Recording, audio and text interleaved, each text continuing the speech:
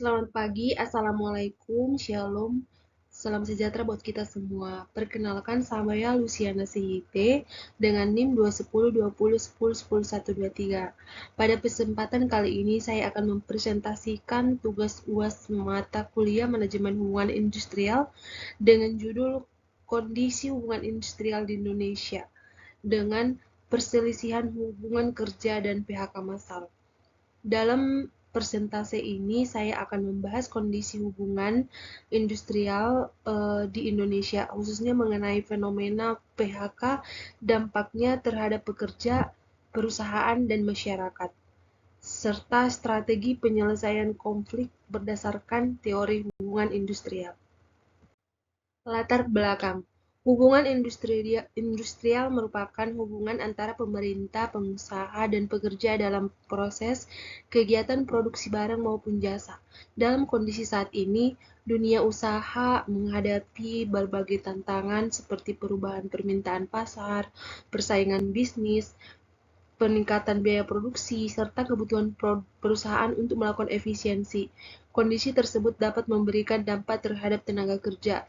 Salah satunya adalah pengurangan jam kerja, perubahan struktur organisasi, hingga pemutusan hubungan kerja atau PHK.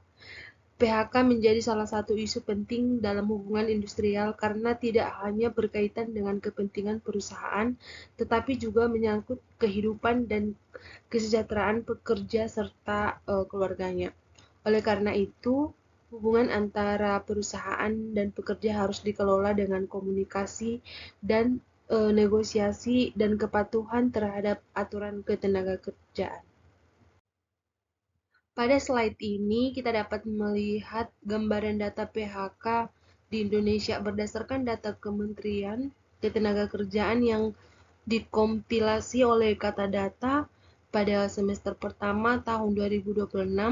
Terdapat 32.389 pekerja yang tercatat terkena PHK. Di Jawa Barat menjadi provinsi PHK yang terbesar, yaitu 6.727 pekerja. Di Banten sekitar 3.782 pekerja. Di Jawa Timur 2.851 pekerja. Di Jakarta 2.436 pekerja, dan terakhir Kalimantan Selatan sekitar 2.314 pekerja.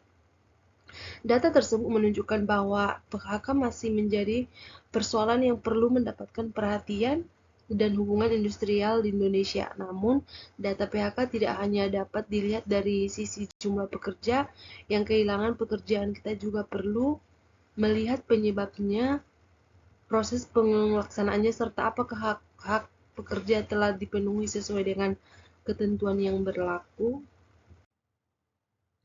Baiklah, di sini kita akan membahas tentang sektor industri yang terjadi. Fokus pembahasan saya adalah industri manufaktur dan tekstil.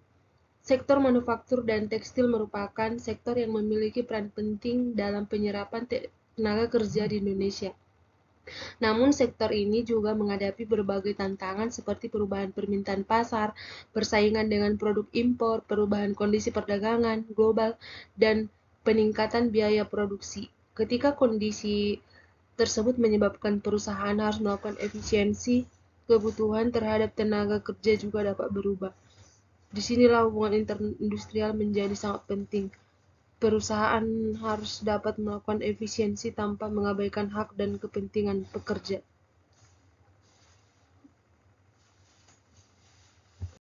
Di sini kita akan membahas isu hubungan industrial atau PHK massal.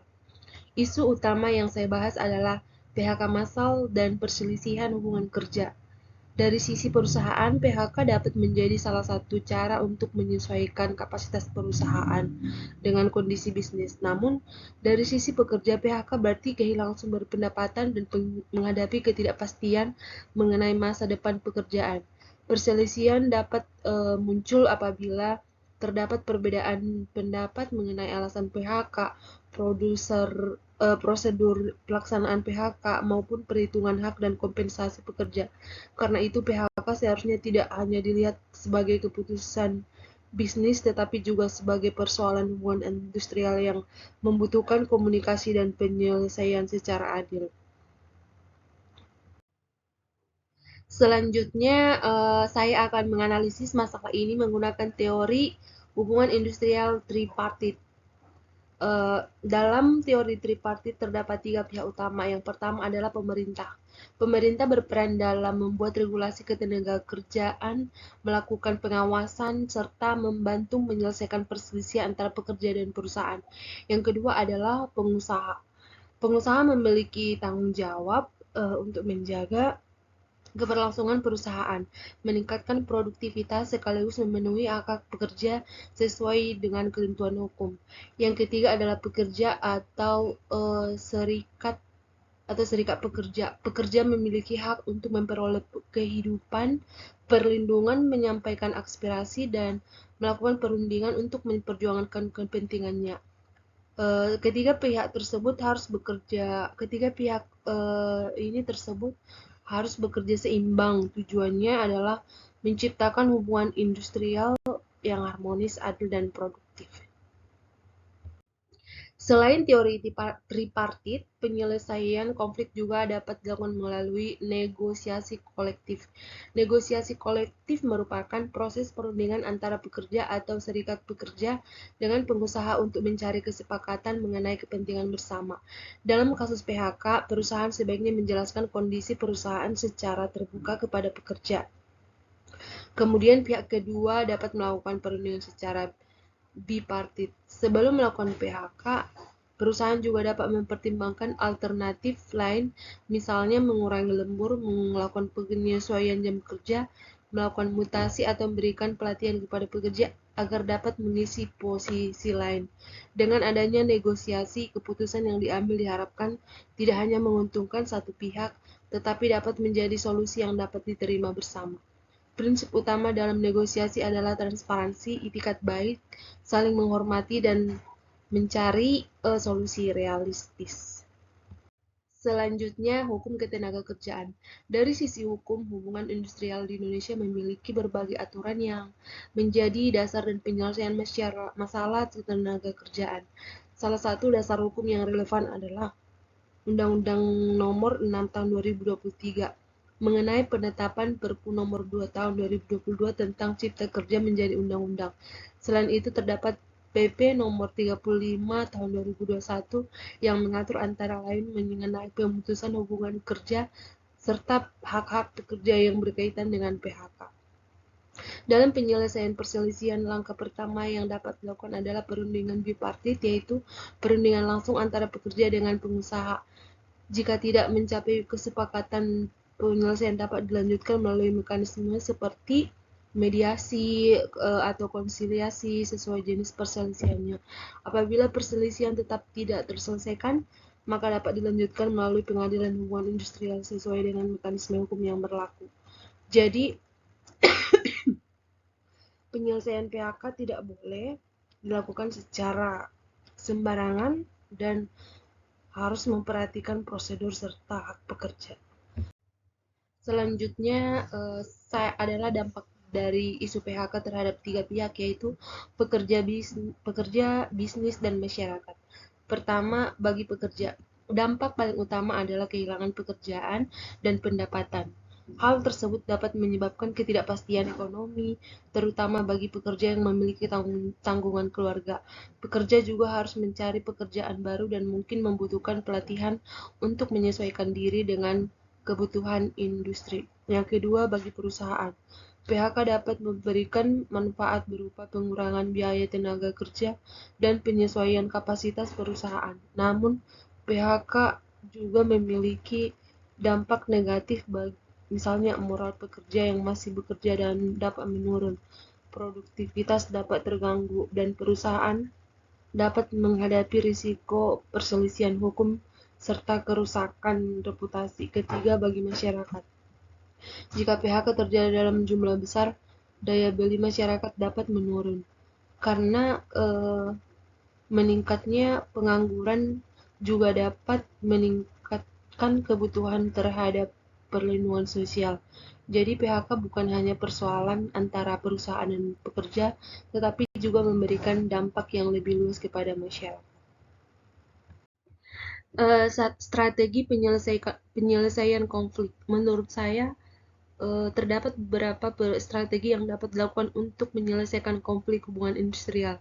Yang pertama, memperkuat komunikasi antara perusahaan dan pekerja. Perusahaan perlu menjelaskan kondisi bisnis dan alasan kebijakan secara rekomendasi hubungan industrial harmonis. Berdasarkan pembahasan yang telah saya sampaikan, terdapat beberapa rekomendasi. Yang pertama, perusahaan sebaiknya menjadi PHK sebagai pilihan terakhir setelah mempertimbangkan berbagai alternatif efisiensi. Yang kedua, pekerja dengan serikat pekerja perlu dilibatkan dalam komunikasi dan perundingan. Yang ketiga, pemerintah perlu memperkuat pengawasan terhadap pelaksanaan aturan ketenagakerjaan. Keempat, perusahaan dapat meningkatkan program reskilling dan upskilling agar pekerja mampu menyesuaikan diri dengan perubahan teknologi dan kebutuhan industri.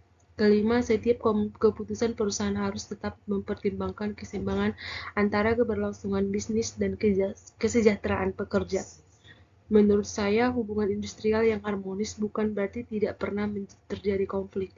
Hubungan industrial yang harmonis justru berarti ketika konflik terjadi, konflik tersebut dapat diselesaikan melalui mekanisme yang adil dan sesuai aturan.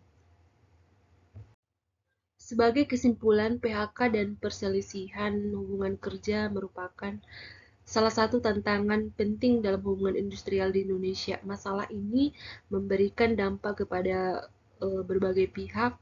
Bagi pekerja, PHK dapat menyebabkan kehilangan pendapatan dan ketidakpastian pekerjaan. Bagi perusahaan, PHK dapat menjadi bagian dari strategi efisiensi, tetapi juga dapat menimbulkan risiko konflik dan masalah reputasi. Sedangkan bagi masyarakat, PHK dalam jumlah besar dapat berdampak terhadap daya beli dan kondisi sosial ekonomi. Oleh karena itu, penyelesaian masalah hubungan industrial membutuhkan kerjasama antara pemerintah, pengusaha, dan pekerja. Kunci untuk menciptakan hubungan industrial yang harmonis adalah komunikasi, dialog, negosiasi, perlindungan hak pekerja, serta keberlanjutan usaha. Demikian presentasi saya mengenai kondisi hubungan industrial di Indonesia, khususnya perselisihan hubungan kerja dan PHK massal. Dari pembahasan ini dapat kita pahami bahwa hubungan industrial bukan hanya mengenai hubungan antara pekerja dan perusahaan, tetapi juga membutuhkan peran pemerintah sebagai regulator dan mediator. Semoga pembahasan ini dapat memberikan pemahaman mengenai pentingnya menciptakan hubungan industrial yang adil, harmonis, dan berkelanjutan. Terima kasih atas perhatian Bapak Ibu, saya ucapkan terima kasih.